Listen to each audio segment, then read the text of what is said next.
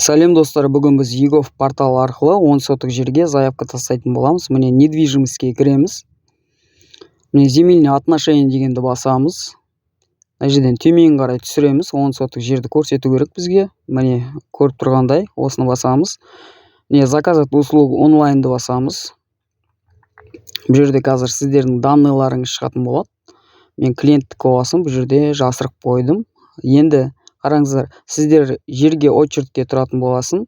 Мына жерде біріншісін таңдайсыздар, поставить на очередь дегенде. Енді регион дейді, сіздер қай облыстансыздар, сол облыстан өздеріңізге қай облыс ыңғайлы, соны таңдап алсаңыздар болады.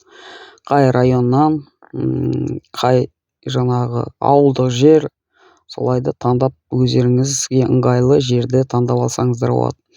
Үш жерден таңдап болғаннан кейін, барлығын таңдап болғаннан кейін сохранить етулеріңіз керек міндетті түрде. Мен таңдап алайын.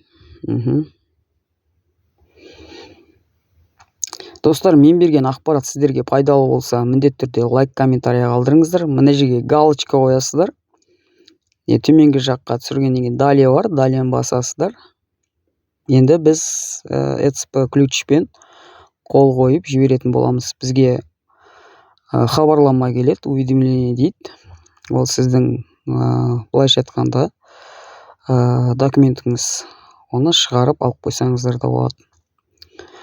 Енді бұл жерде қолды қойып жібергеннен кейін, жаңа айттым ғой, хабарлама келеді деп. Соны скачать етіп алып қойыңыздар.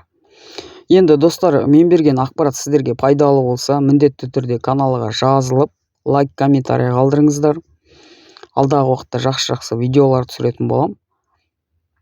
Міне мына жерде обновить статус деген бар. Соны обновить етіп жіберсеңіздер, міне жаңағы айтқан хабарлама мына жерге келіп тұр. Дәл осылай келетін болады сіздерге де. Ал барлықтарыңызға сәттілік.